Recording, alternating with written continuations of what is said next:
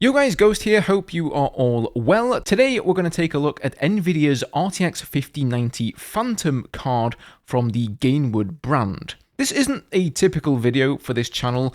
I don't really do hardware reviews, and so I'm not going to have tons of fancy graphs and statistics like the professionals do, but when I was shopping for this card, I couldn't find a single review online by an actual consumer, as both this Gainward version of the 5090 and the Palette version of this card, who are, as far as I understand, the same company, are Europe-only models. So all the bigger guys like, Gamers Nexus, Jay's 2 Cents, based in the US and Canada, they aren't including this card in their benchmarks. So I thought I'd go ahead and give my thoughts on it so far as performance, temperatures, and noise go, to help any potential buyers who have this card available to them. So this is not sponsored at all. I bought this card myself, although Gainward, if you feel like sending me any 5090s in the future, you know where to find me. So we'll do a bit of an unboxing to show you what comes with it, and then jump into the performance-related stuff that'll mostly cover the games we like to play here on the channel, like Battlefield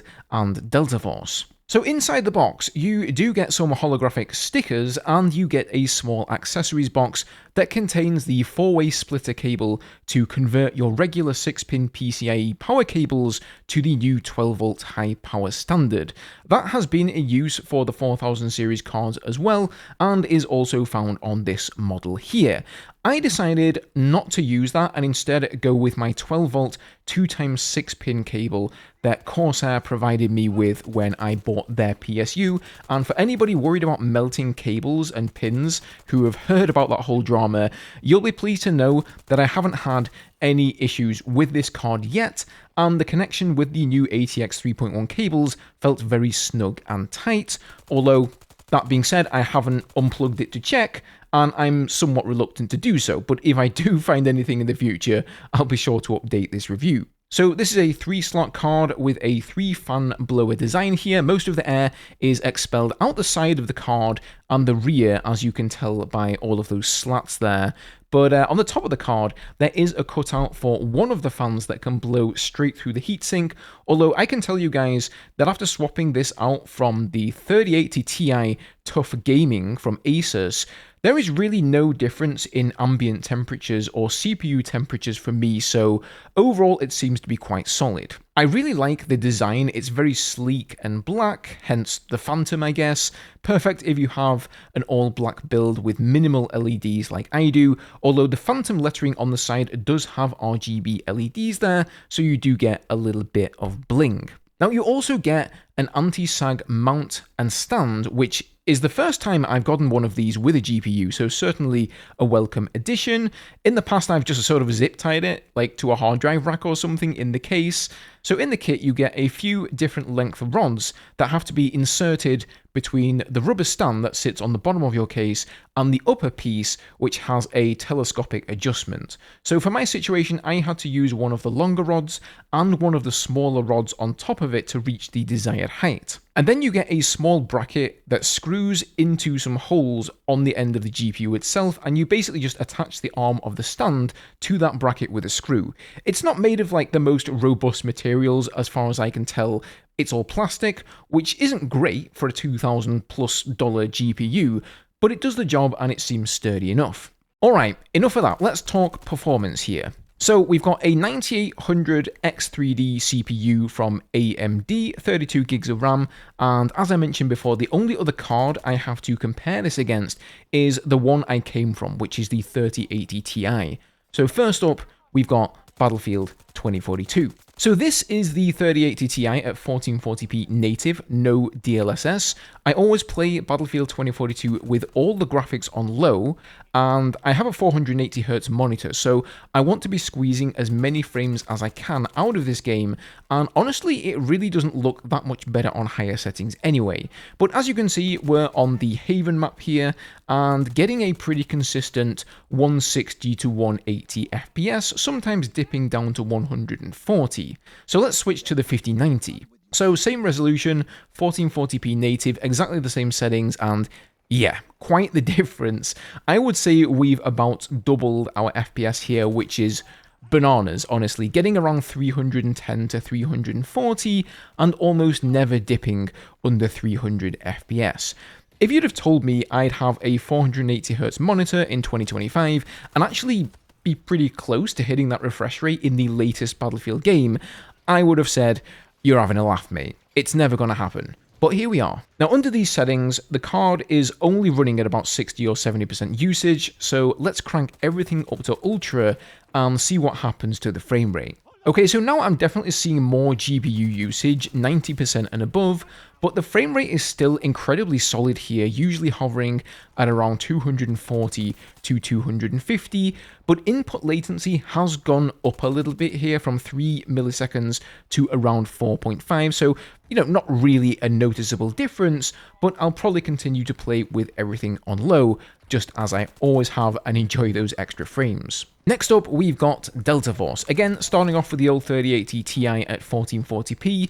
I actually run this game at the DLSS quality preset since it does give you more frames and it still looks great. So all the graphics settings are on low except for texture filtering and streaming, which are both on ultra. This is the way I've always played this game, just to give it a fair comparison again. And this is on the new Trainwreck map, and as you can see from the FPS, it's around 180 to 200, so definitely a little bit easier to run on the 3080 Ti than Battlefield 2042. Unreal Engine 4 is pretty well optimized here. So switching to the 5090, again, exactly the same resolution, settings, and map, and boom, easily getting over 300 FPS now, and sometimes even above 400. It does surprise me how much the FPS actually fluctuates here depending on where you are on the map. I'm still seeing lows of 250 and highs of over 400, which is a massive difference. So that is definitely a bit more unstable than Battlefield 2042 for sure, but either way, pretty impressive numbers, and it feels absolutely buttery smooth. It's honestly a shame that YouTube can only show you this in 60 FPS. Okay, next up, let's have a look at something a bit more graphically demanding, Final Fantasy VII Rebirth. So this has just come out on PC a few weeks ago, and I've been playing through this on my 3080 Ti, so I've got all the eye candy cranked up here as high as it will go again at 1440p. Ignore the resolution it says on screen there, that's just from me using it on borderless with my 4K TV. The only exception here is background model detail. That one is the only option with an ultra setting, but it introduces massive stuttering on any card, so I've left it on high for this test. Now this game actually has a 120 FPS limit on it, but here on the 3080 Ti you can see we're actually already getting fairly close to that, usually between 80 or 90 frames, but obviously the poor old 3080 Ti was going balls to the wall to achieve this with 100% usage.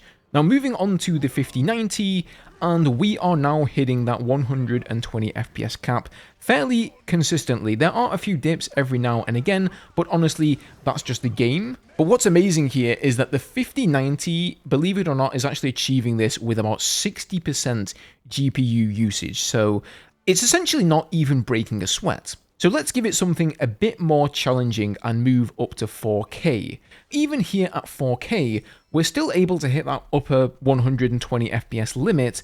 There are definitely a few more dips where there wouldn't have otherwise been at 1440p, and now the card is running at close to 100% usage, but for a game that looks this good, that's pretty impressive. Now, for multi-frame generation, I haven't tested too many titles, but Delta Force have just released their co-op campaign, which runs on Unreal Engine 5. It looks really nice, and it natively supports multi-frame gen. So for settings here, I've maxed out everything at 1440p with the quality preset on DLSS, and this is an extremely demanding title. We all know Unreal Engine 5 isn't the easiest to optimize, but here on the 5090, I am still getting around 100 to 110 FPS.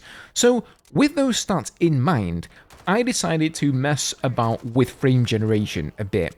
So here we've got frame gen on 2x, which means for each real frame, it's inserting an additional AI generated frame in between, and honestly, I was pretty shocked at how good this felt.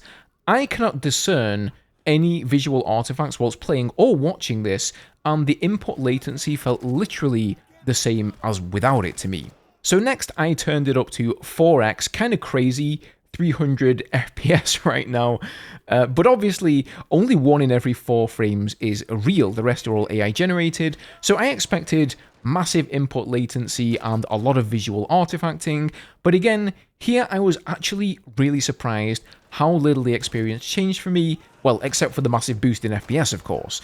Now, I'm not saying this is like some magic button or anything. I haven't tried it on any other games, so I'm only really just scratching the surface here, and I think the base frame rate already being pretty high helps a lot with the latency. And to be honest with you, it's not like you really need 300 FPS in a title like this, especially not like a single player where you're just up against AI, but I may well actually run this at 2x in the future, because I'm pretty impressed by this. I do think a lot of the pro reviewers who are trained to look for visual artifacting and inconsistencies, they will spot things, right? But for me, as just a regular gamer who doesn't do this stuff as his job or career, you know, playing this and just looking at it, I can't really see or feel much of a difference. So yeah, I'm pretty impressed so far. Obviously, you guys can't feel this until you get your hands on one of these cards and give it a try for yourselves, but at least that's my experience on it with this particular title. So, performance-wise, I mean, it's a 5090. It's pretty powerful. If you're thinking about getting one of these cards, you've already watched all the benchmarks from,